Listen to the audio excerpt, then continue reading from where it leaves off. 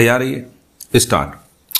प्रत्युत्तरदाता मान सिंह को अपने फर्जी जन्म तिथि प्रमाण पत्र के आधार पर पशुपालन विभाग में नौकरी प्राप्त करने के अपराध में विचारण न्यायालय छतरपुर मध्य प्रदेश ने भारतीय दंड संहिता की धारा 468, 471 और 419 के अंतर्गत दोष सिद्ध एवं 2000 रुपये के जुर्माने के साथ 1 वर्ष के कारावास के दंड से दंडित किया था और उसे परिवीक्षा अधिनियम 1958 की धारा 4 का लाभ देने से इनकार कर दिया। स्टॉप।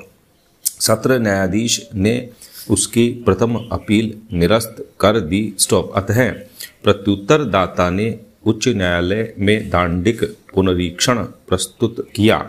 उच्च न्यायालय जबलपुर पीठ ने प्रत्युत्तरदाता की दोष सिद्धि को कायम रखा, किंतु दंडादेश का 1 वर्ष के बजाय पहले से भुगते गए दंड में 10,000 रुपये के जुर्माने के साथ समायोजित कर दिया। स्टॉप।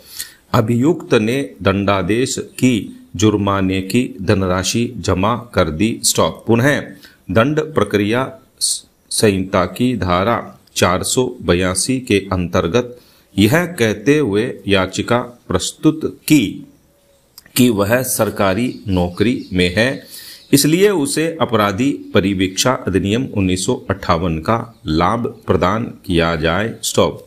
उच्च न्यायालय ने अपने निर्णय का पुनर्विलोकन करते हुए तथा बिना कोई कारण दर्शित किए निम्न आदेश पारित किया। पक्षों के लिए विद्वान अधिवक्ताओं को सुनने के बाद प्रार्थना को अनुज्ञात किया जाता है और याची को अपराधी परिवीक्षा अधिनियम का लाभ इस प्रयोजनार्थ विस्तारित किया जाता है कि दंडादेश जिसे उसने पहले ही भुगत लिया है याची के सर्विस कैरियर को प्रभावित नहीं करेगा। स्टॉप। अतः इस आदेश को राज्य की ओर से उच्चतम न्यायालय में चुनौती दी गई। स्टॉप। पैरा। निर्णय 1। सर्वप्रथम हम नोट करना चाहेंगे कि विद्वान न्यायाधीश ने जिस तरीके से दंड प्रक्रिया संहिता की धारा 482 के अंतर्गत याचिका पर सुनवाई की वह अत्यधिक अनुचित और अनपेक्षित है। स्टॉप। दंड प्रक्रिया संहिता 1973 के अंतर्गत न्यायालयों को पुनर्विलोकन की शक्ति प्रदान नहीं की गई है। जैसे ही उच्च न्यायालय ने मूल पुनरीक्षण याचिका को निस्तारित किया, दोष सिद्धि को कायम रखा, दंडादेश को पहले से ही भुगते गए दंडादेश तक कम कर दिया और जुर्माने की धनराशि बढ़ा दी, वह पद कार्य निवृत्त हो गया। स्टॉप। इसलिए वह दंडादेश को परिवर्तित करते हुए दंड प्रक्रिया संहिता की धारा 482 के अंतर्गत ऐसी किसी याचिका की सुनवाई नहीं कर सकता था। स्टॉप। पैरा 2। सुस्थापित सिद्धांत है कि उच्च न्यायालय न तो दंड प्रक्रिया संहिता की धारा 362 के अंतर्गत और न ही 482 के अंतर्गत अपने आदेश का पुनर्विलोकन करने का क्षेत्राधिकार रखता है।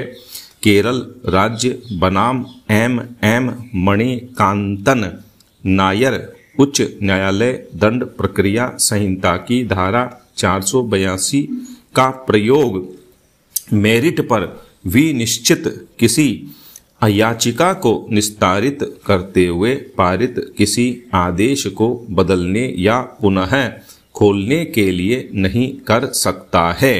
राज्य SBCID चेन्नई के माध्यम से बनाम KB राजेंद्रन और अन्य किसी मामले का मेरिट पर निस्तारण करने के बाद न्यायालय पद कार्य निवृत्त हो जाता है और धारा 362 दंड प्रक्रिया संहिता अभिव्यक्त रूप से उसका पुनर्विलोकन करने से वर्जित करता है, सिवाय लिपिकीय या गणितीय त्रुटि को सही करने के।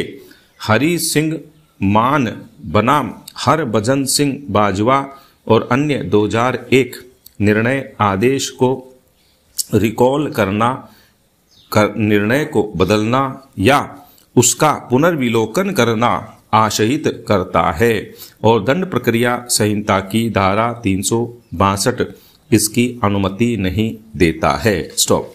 इसे उच्च न्यायालय के द्वारा अंतर्निहित शक्तियों के प्रयोग के द्वारा वैधता प्रदान नहीं की जा सकती है।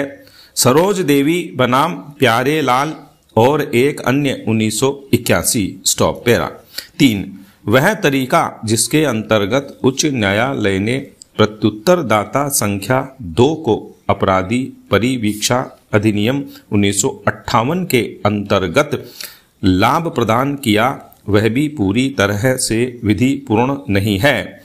जब उच्च न्यायालय पुनरीक्षण को विनिश्चित कर रहा था, उसी समय वह अधिनियम की धारा 4 के अंतर्गत परिवीक्षा अधिकारी से रिपोर्ट की मांग करने के पश्चात वह ऐसा कर सकता था। स्टॉप।